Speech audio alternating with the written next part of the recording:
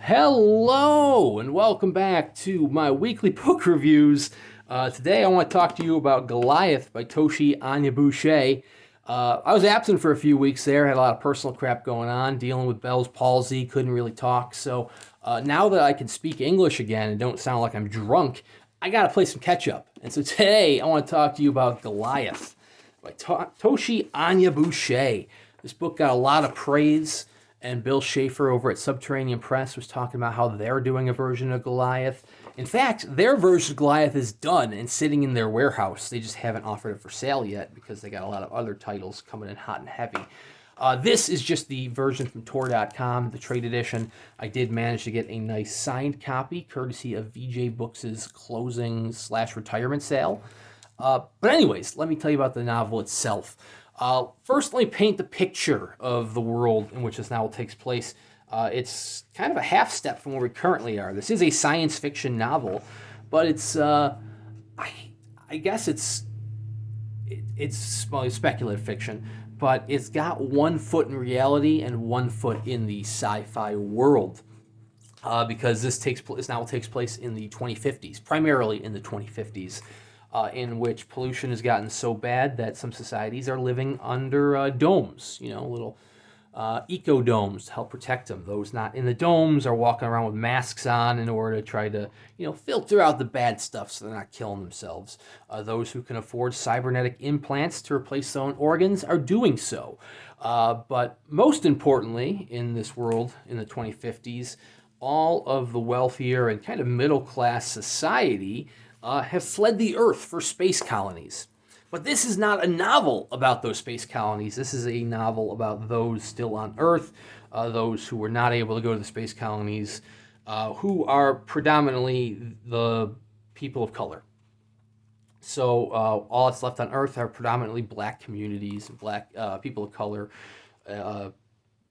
any minority community, and they're just trying to get by.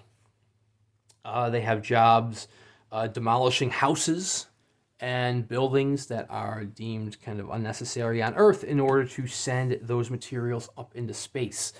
And the novel focuses on various characters throughout its chapters, whether it be Lincoln Bugs, whether it be Bishop, who's always preaching, or whether it be Jonathan and David, who are the two white characters. They're a white gay couple who are living on the space colonies, who have decided they want to kind of move back to Earth, to go back to flying back to Earth to create a life for them there, because they think of it as kind of this romantic getaway. That's probably not the right word for it. They feel it's a great opportunity to start over.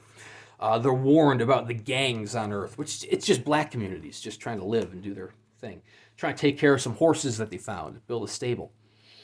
I will say Onyebuchi's writing style is superb. Each chapter is almost kind of like a different short story, although you see a lot of the same characters over and over again, where you're following Link, you're following Jonathan, you're eventually following David, you're learning about these characters' pasts, their presents, and then later in the novel a little bit about their futures. So these chapters are not linear. You're jumping back and forth, getting a little bit of like Sydney's past or Link's past or David's past with his ailing mother. And then, and there's even a section here. It's broken down into 4 parts. You're starting for the seasons. So you start with summer, then fall. When you get to winter, winter is primarily a 60-page segment that deals with brand new characters in the future. It's kind of alternating timelines. You got one timeline about a black man who was wrongly imprisoned, dealing with a prison riot based off an actual prison riot. And then you have a story of the far future where the world, planet Earth, has kind of devolved back into the Wild West. Which just honestly kind of felt out of place to me. But more on that in a second. And like I said, it's very much a snapshot novel. As I said, it does kind of keep 1 foot in reality because it's only going to the 2050s. I found the setting to be uncomfortably close to real life, I suppose. He doesn't really name names of current figures, but he says, the wealthy owner of Twitter decided to move to space, and it's very clearly Elon Musk, and you're like, I feel like this is crap that could really happen. I hope it doesn't happen, but it could.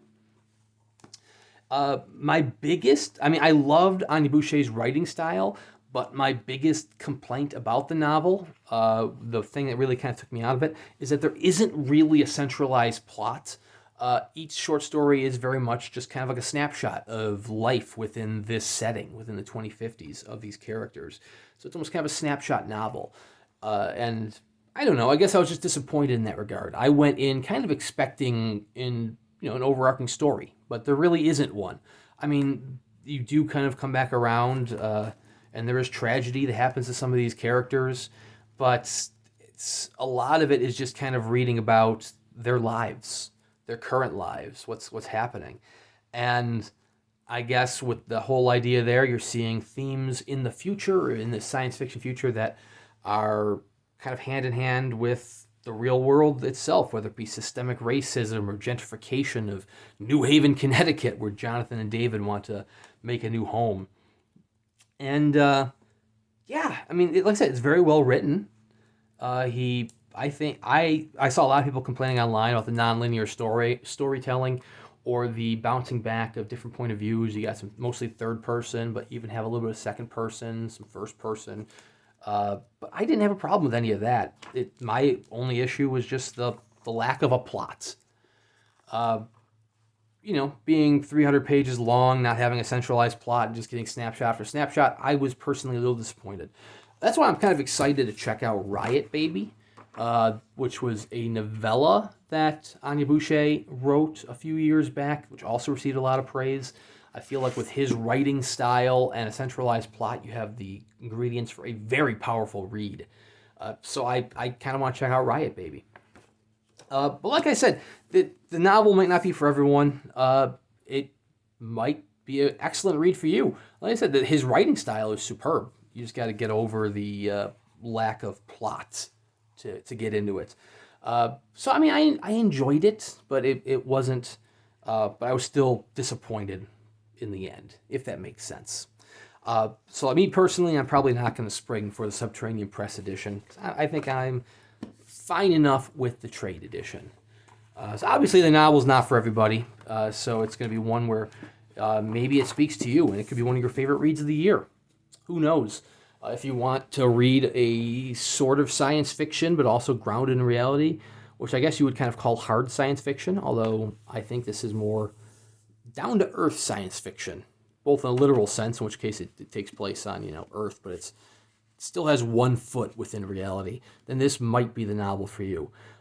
Goliath can be purchased anywhere books are sold, or like I said, if you want a signed limited edition of it, you should check out Subterranean Press, subscribe to their newsletter, and you can get first crack at what's surely to be a wonderful publication.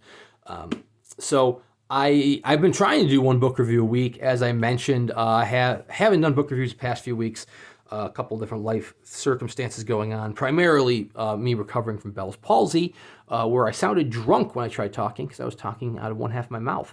I think I sound a lot better now, so now I've got a lot of catching up to do. So I got a lot of book reviews coming in hot and heavy. Lots of unboxing videos coming in hot and heavy as well, because I kind of let those build up while I was recovering.